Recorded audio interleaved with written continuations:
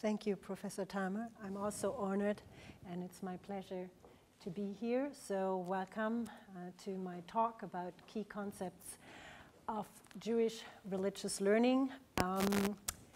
And this is what I want to talk about. I want to start actually in the present and introduce you to a contemporary expression of Jewish learning, and that's the Kollel Project in Berlin. And then I will continue by explaining the basic terminology, especially Talmud Torah, keneged kulam, and the concept of Torah, li-shmah.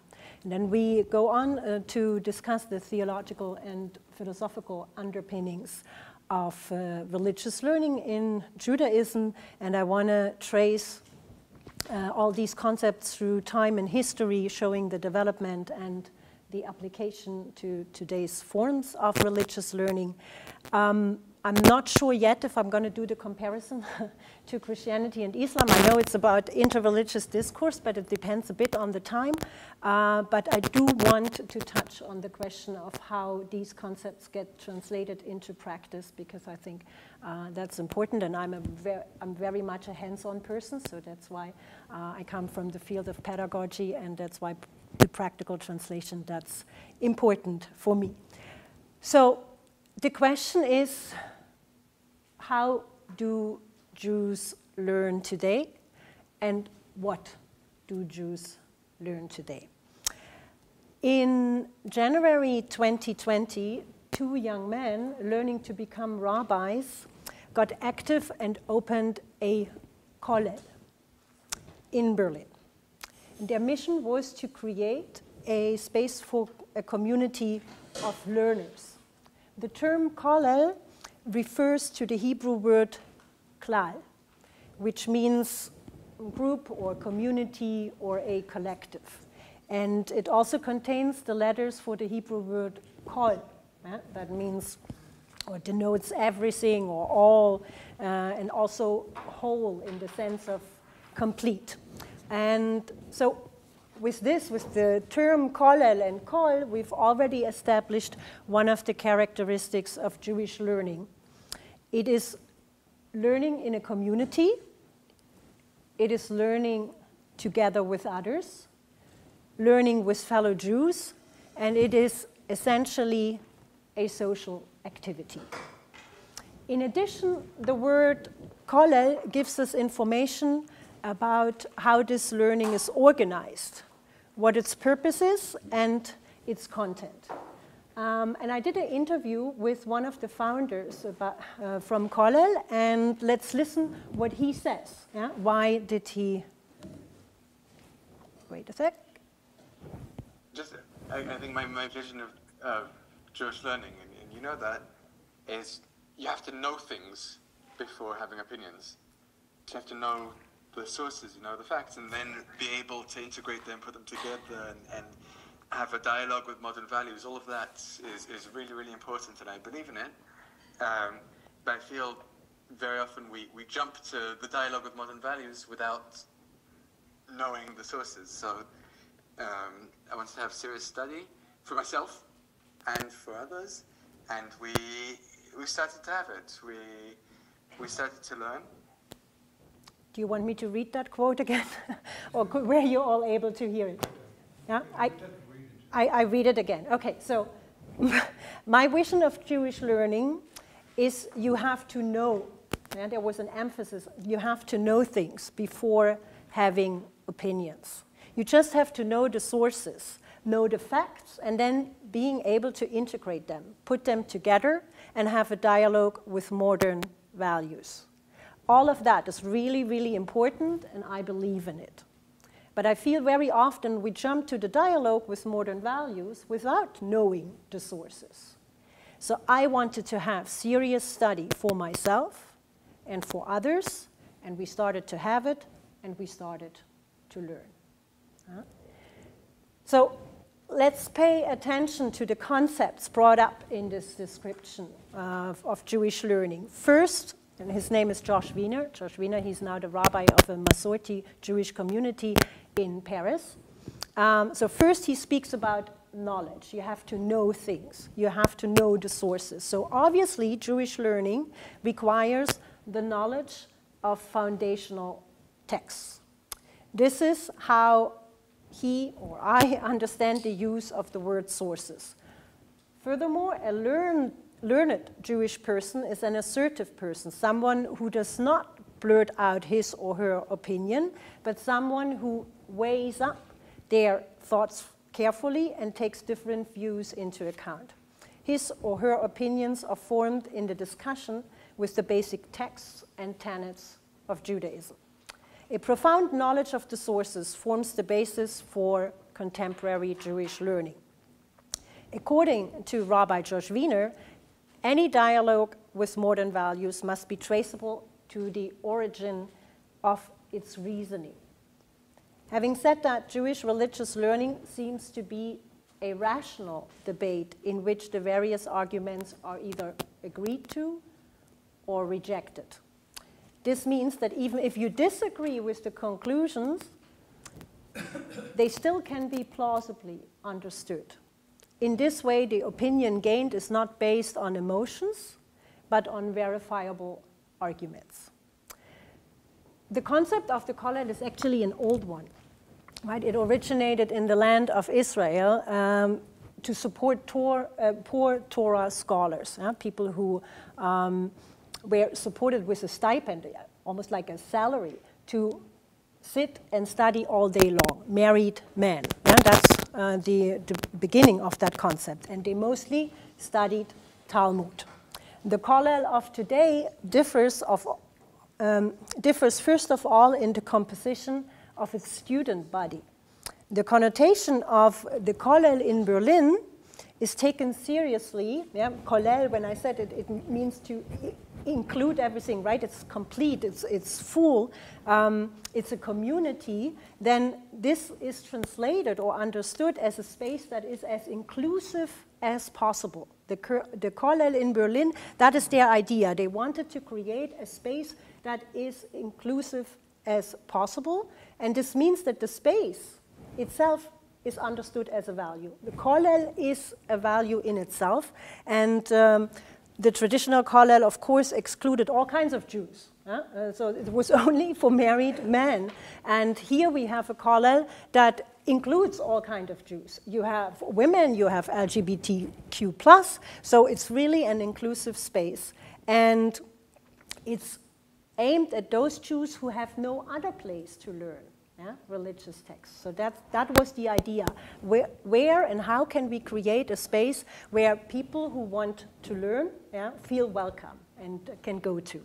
And so in that sense, the concept speaks first to a quest for community before it addresses a desire to learn text. And I think that's a very crucial difference.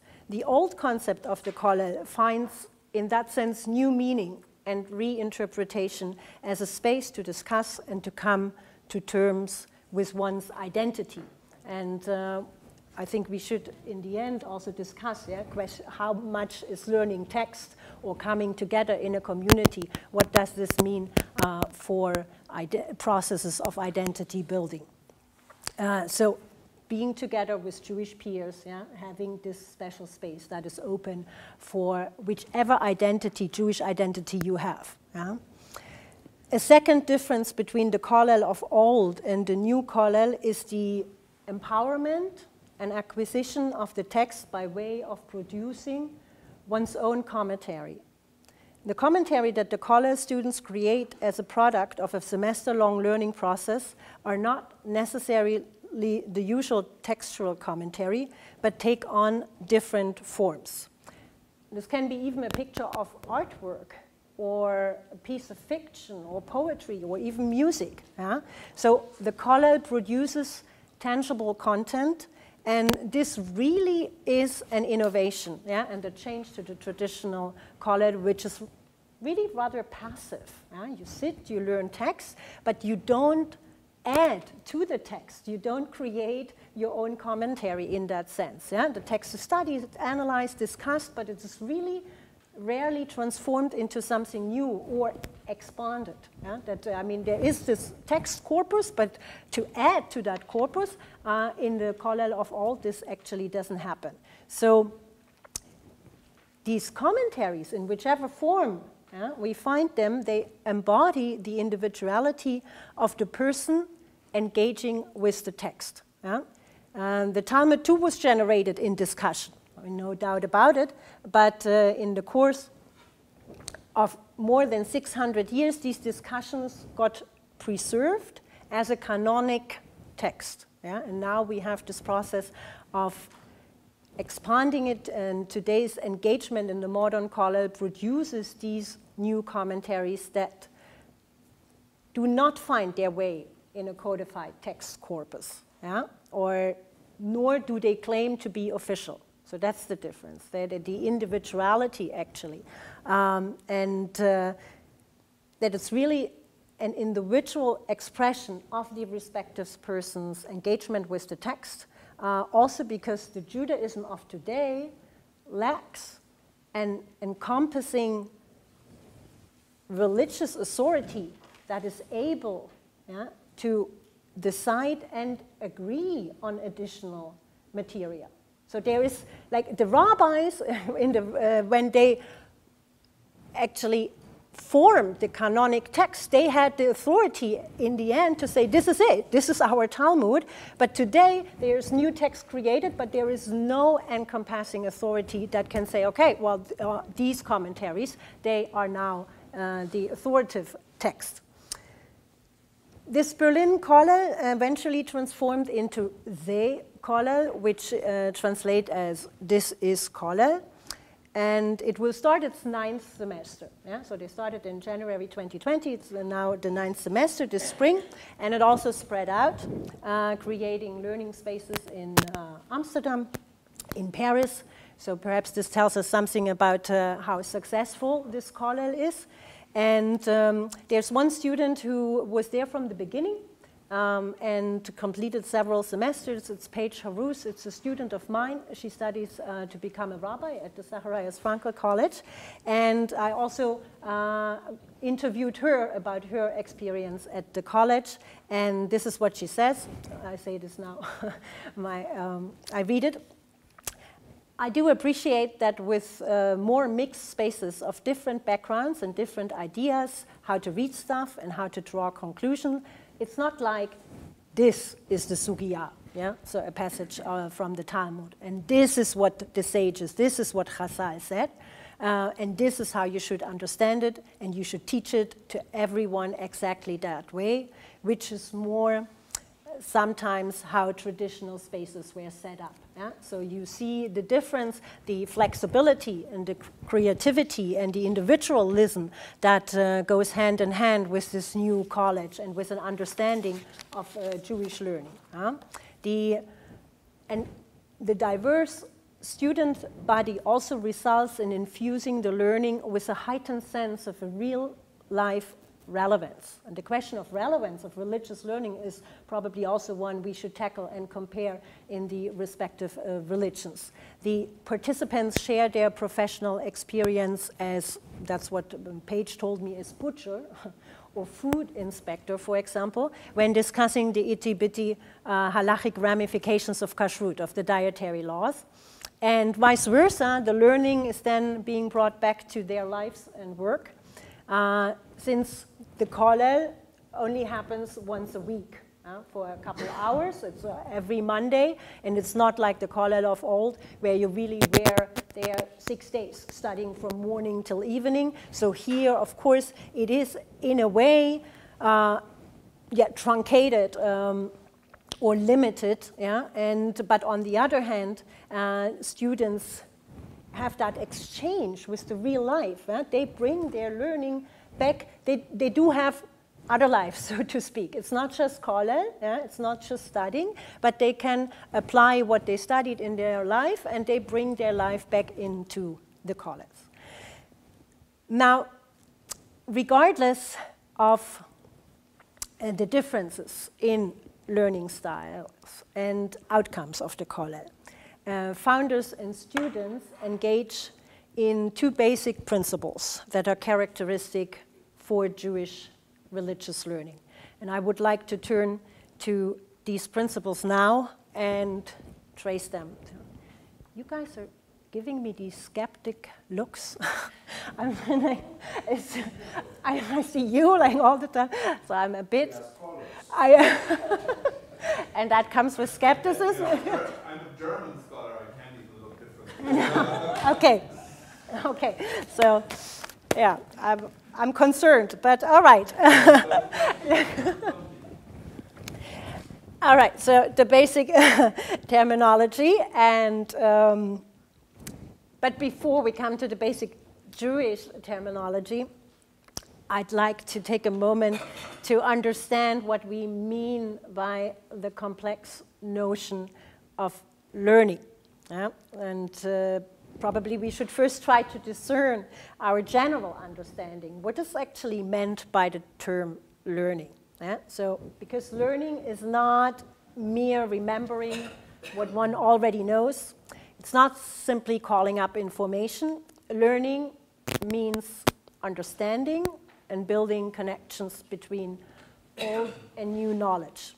It is the ability to apply knowledge to new situations and contexts, and as such, we speak of a process when speaking of, now you smile, when speaking of learning, a process that eventually results in change, or it involves change. A change in perception and knowledge, a change of attitude and identity, and sometimes also a change in behavior.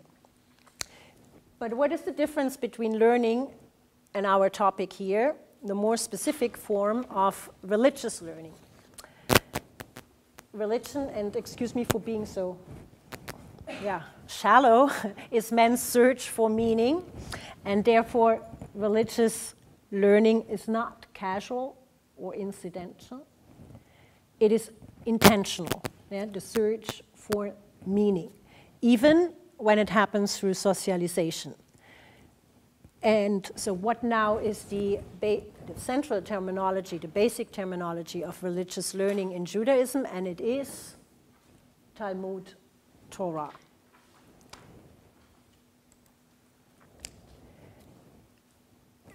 I want to turn to a basic teaching and decipher bit by bit what is meant by Talmud Torah.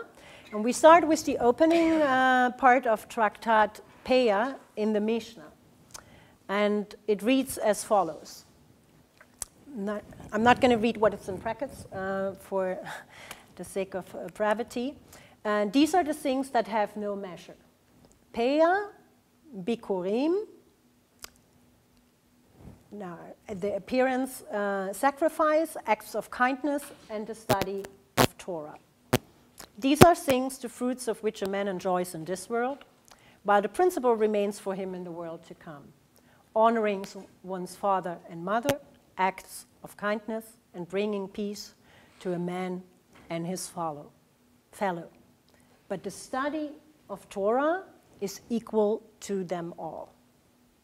Now, the Mishnah is a collection of Jewish oral tradition that forms the basis of the Talmud, and was created by the Tanaim and finished around 200, 220 in the Common Era. And the text preserves the debates and discussions of laws and their meaning.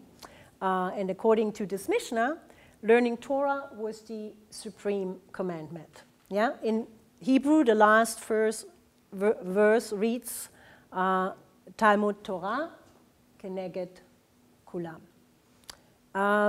So it established studying Torah as the highest value or equal in value to all the other commandments, mitzvot in Hebrew, mitzvah and mitzvot, all the other commandments.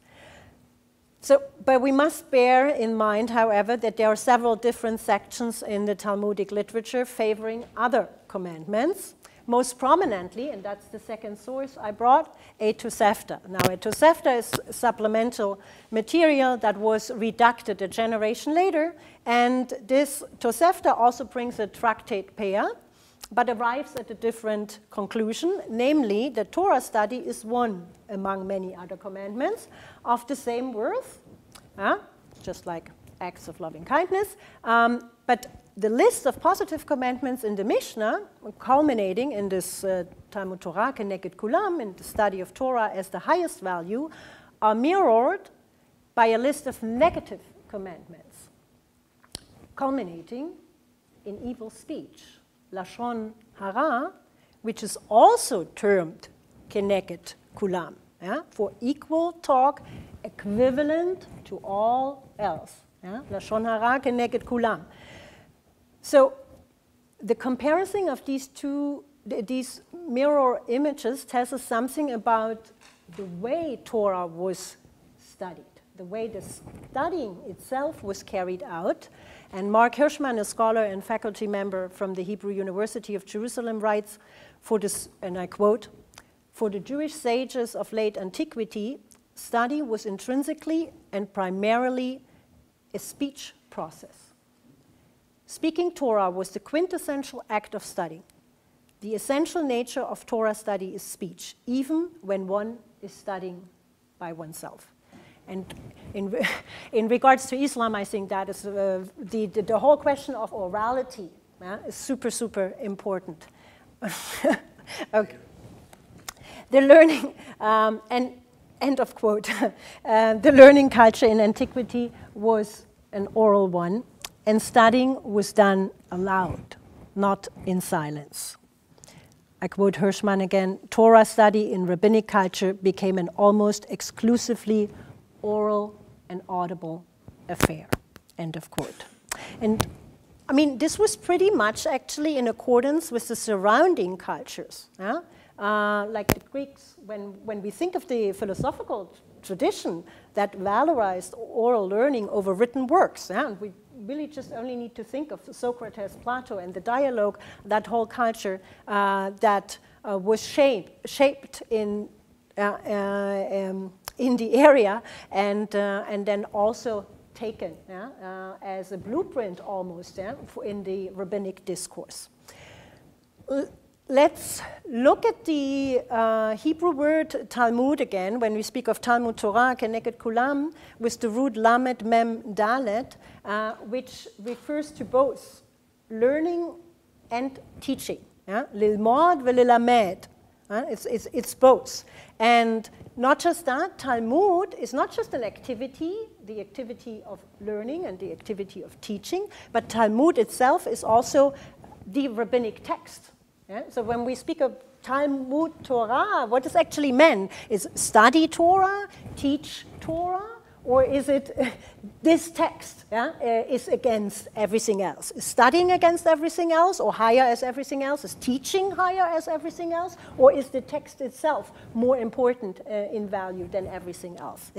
So since the value of teaching and learning Torah is being so unmistakably established, we must look at the content and define the content of that needs to be learned and taught, and for what reason. And this may lead us to a better understanding of the distinguished way in which Jewish learning also differs from non-Jewish learning. So what's the content?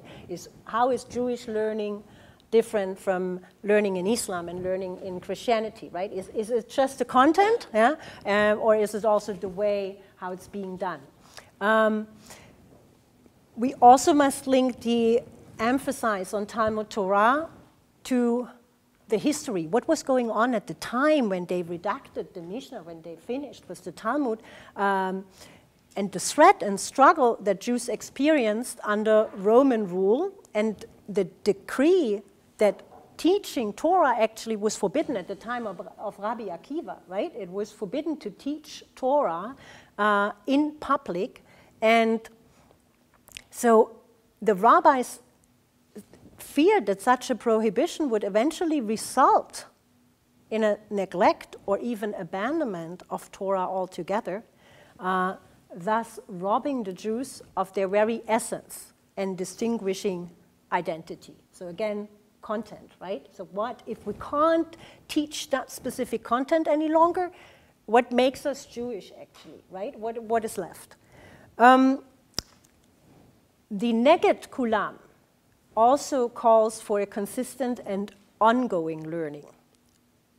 For when the learning stops, actions are not informed and may become automized or not being realized at all. And in the latter case, if learning is only done sporadically or even stops altogether, the result will be felt in a lack of practice. And that takes us to the next concept, lack of practice, closely related to the question of which mitzvot, which commandment carry the most weight, is the somehow modified question of whether learning or doing is more important. Is the intellectual engagement with the text more important, or the practical application of the text? And therefore, the Mishnah that we just saw at the earlier slide, the Mishnah Peah must be understood in conjunction with a verse in tractate Kiddushin.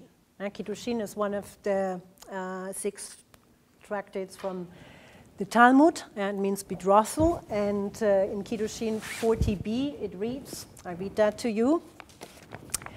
Rabbi Tarfon and the elders were once reclining in the upper story of Nitza's house in Lydda, when this question was raised before them. Is study greater or good deeds? Rabbi Tarfon answered, saying, deeds are greater.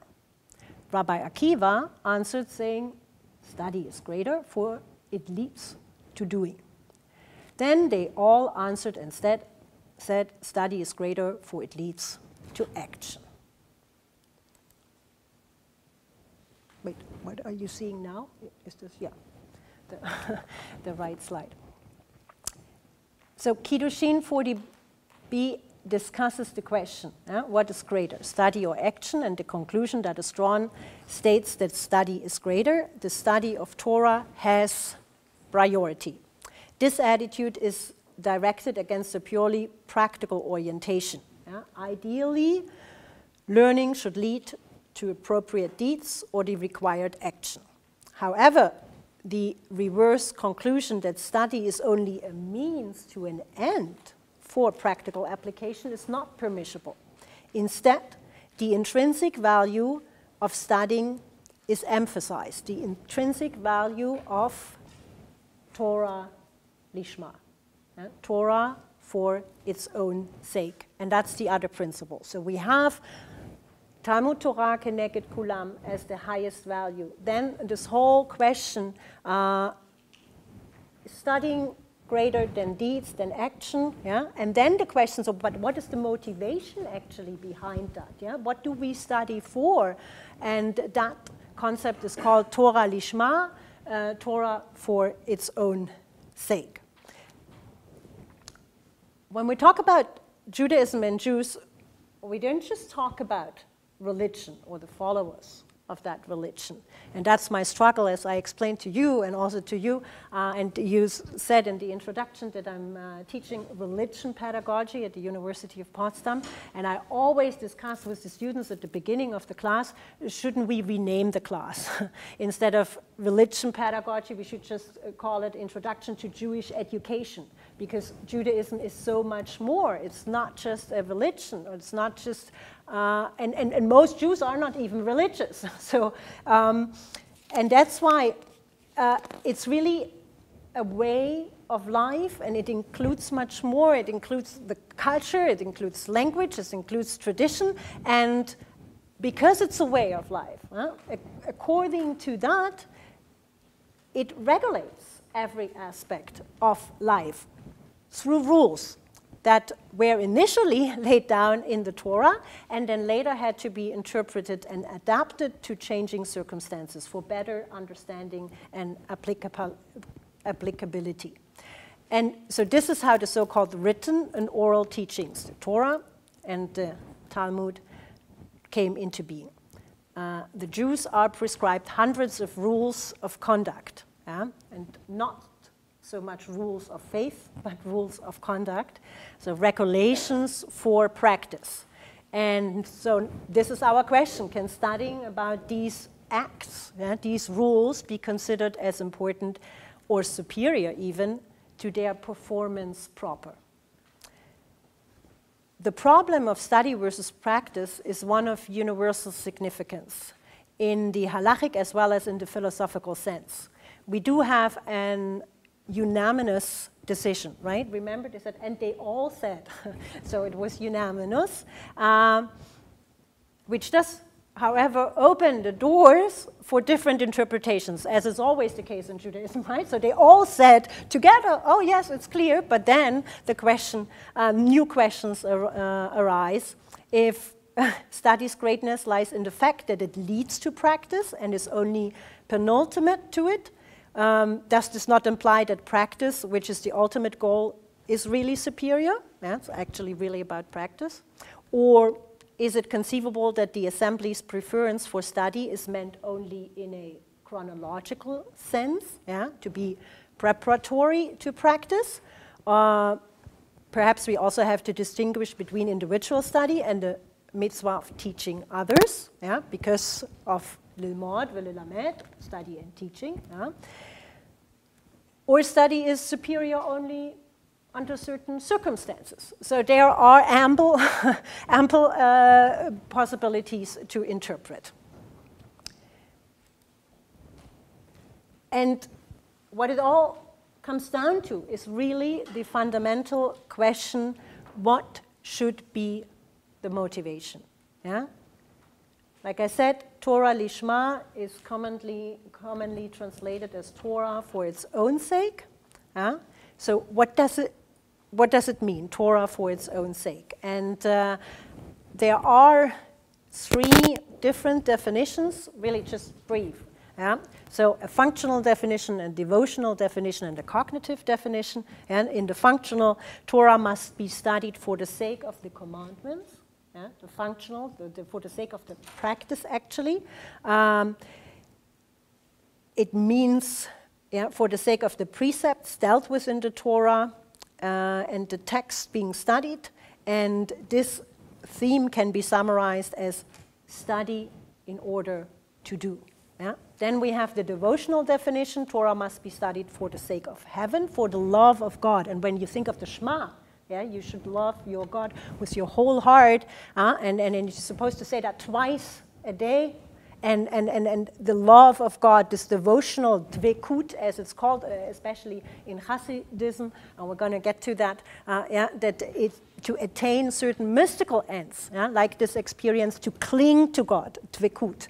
And then we have the cognitive definition, that concept that can be understood as study for the sake of knowing and understanding Torah, a concept that was made most famous by Rabbi Chaim of Volozhin. We're also going to turn to his school later. Torah li-shmah develops one as a human, as a Jew, and as a spiritual person. And this is the only way to connect to God and the higher level of life that we try to reach.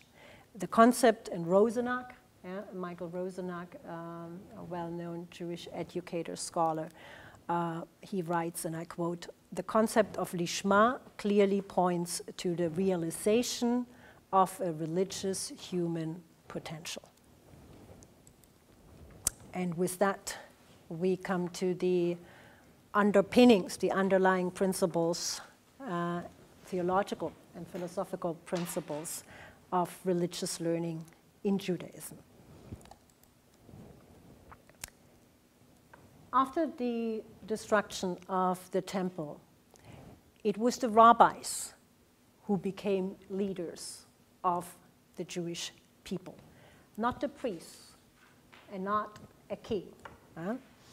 And when we think of Moshe, Moshe or Moses is called Moshe Rabbeinu, Moses, our teacher. And he gets depicted as the prototypical teacher of Israel, and that means, in the rabbi's understanding and later interpretation, as the prototypical rabbi.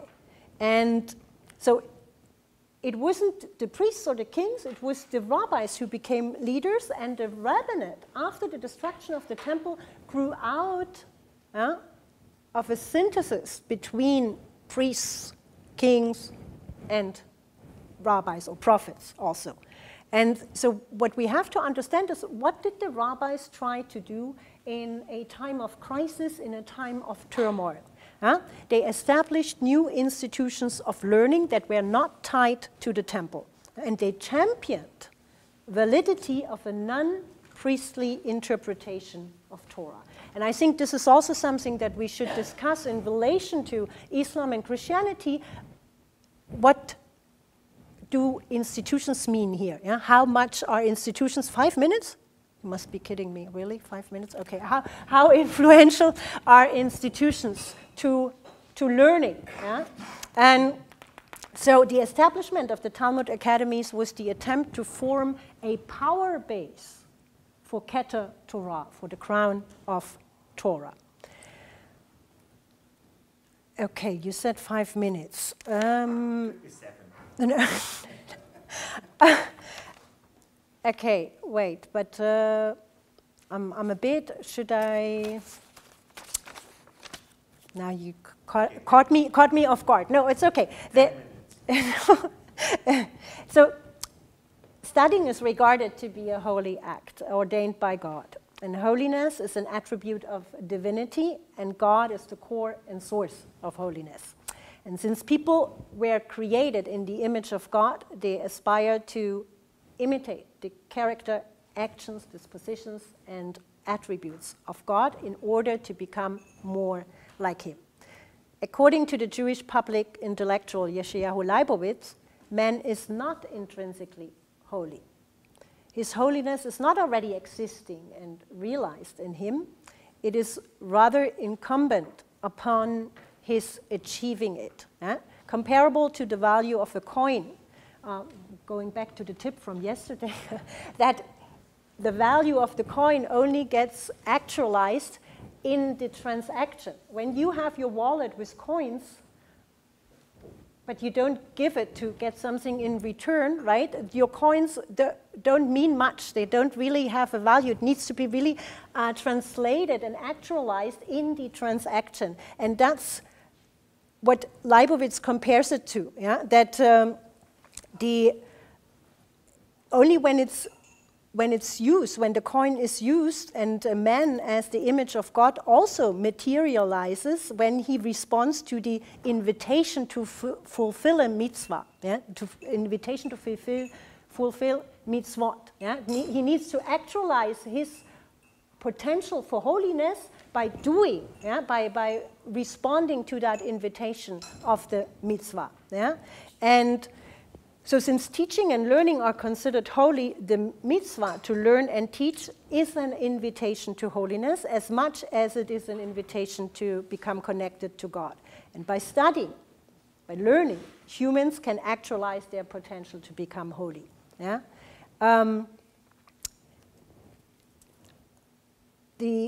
The study of Torah as a major religious ideal was a distinct innovation of the rabbinic period. In that period, the Torah became an object of ongoing reflection, and the ideal of learning came to be a major religious obligation, parallel to the practice of mitzvot and prayer. And maybe we can talk about that too. And the authority really shifted from priest and prophet to the scholar. And the study of Torah was seen as the intimate form of communication with God. Teaching and learning came to be, as we saw, Talmud Torah, keneged kulam, one among the greatest of God's commandments. And so that for the theology, and I think when we talk about philosophy, we can't avoid the Rambam, we can't avoid the Rabbi Moshe ben Maimon, the great Andalusian philosopher and scholar, also physician, who later in life moved to Egypt. And for him, the highest goal of all learning was a fully actualized intellect that is constantly and solely engaged in apprehension of and reflection on the most noble subjects, the deity and the physical world, whose natural processes and events are divine acts. And the Rambam was occupied with questions of logic, reason, and autonomy, and that commandments had to have plausible reasons to maintain their authority and their relevance. So that's the main difference, the plausibility, that you understand what is the reason behind the commandments. And this is in contrast to the sages and the theological comprehension of their Torah, and the commandments. For the sages, the binding character of the commandments themselves always preceded the reasons, and the commandments held their normative grounds for them. So, accordingly, Rambam declared education to be the top priority, an education that is intellectual and contemplative. And he assumes that there is no written Torah without the oral tradition. So Rabbinic Judaism logically assumed that Torah was always, must be always subject to interpretation. And he therefore emphasizes the value of exegesis, the importance of one's own thinking. Studying, learning, thinking is not primarily about learning what exactly and how exactly I do things, but the study itself becomes the highest act of religious worship. So studying itself, and when we go back, what does Talmud Torah, the activity, so we actually, we add another meaning, studying and teaching and the text corpus, and then the activity itself, which has such value for the Rambam. And this is not the halakha. Do I have to learn exactly how to do things and really get into the tiniest details? Or is it rather about understanding what's behind it, the reasons that are much, much more important? But the Rambam also clearly says there's just a limited number of people who can do that, who are capable of doing that, who can understand, who can get down to the reasons. Most people, they need halakha. But then for a few elected, there is understanding and really getting to the core of it all. And that is a tradition, I guess I'm going to stop with that now, but that's a tradition that was especially taken up by the Mitnagdim and by Rabbi Chaim of Volozhin in the early 19th century with the foundation of the Yeshiva of Volozhin, where Torah study that had been neglected in Eastern Europe or pretty much in other parts of the Jewish world as well, one must say almost for centuries, became central again, became the center. And I don't know, maybe you can help me how the name Mitnagdim came into being. Mitnagdim means, you hear, right, the neged in Mitnagdim, the neged kulam, but I don't think it goes back to that. Mitnagdim means those who are against, but in this case here, most likely they were termed those who are against because they were against Hasidism. And Hasidism put emphasis on prayer. Much more on the tvekut, what we spoke about, the devotional attachment to God, the love to God. And they said it's not so important how exactly you do things, one thing. So they didn't do away with halakha, for sure not. But they said it really, you're not going to be punished if you don't exactly do as it's prescribed. But it's about the right kavanah, the right inner conviction. I want to love God. I want to do good, which is important. And they also didn't do away with Talmud Torah, with studying Torah, but it wasn't as important as that devotional feeling and devotional activity. So these were the two main currents, the mitnagdim, who really, really established a yeshiva, in a time when learning was basically non-existent, really, or not for many, many people. And just to give you the numbers, so when Chaim Volozhin started with the yeshiva in Belarus in 1803, he had 10 students, which he paid a stipend, going back to the Kollel, he paid them a stipend out of his own pocket. And under his son, the yeshiva grew to 100 students. And then still later, it grew to 200 and 250 students. And to put that into perspective, you said I'm heading the Zacharias Frankel College, which is also a rabbinical seminary. We have 10 students. So it's just that 200 students, maybe it doesn't sound a lot when you compare it to universities, but 250 students doing nothing else than Talmud Torah, this really, really was a major innovation. And the Yeshiva of Volozhin was the blueprint, the Ivy League for all other Orthodox yeshiva institutions, one has to say. Still today, it is the model, how studying was done there, how it really was to get behind the reason of it all. That was basically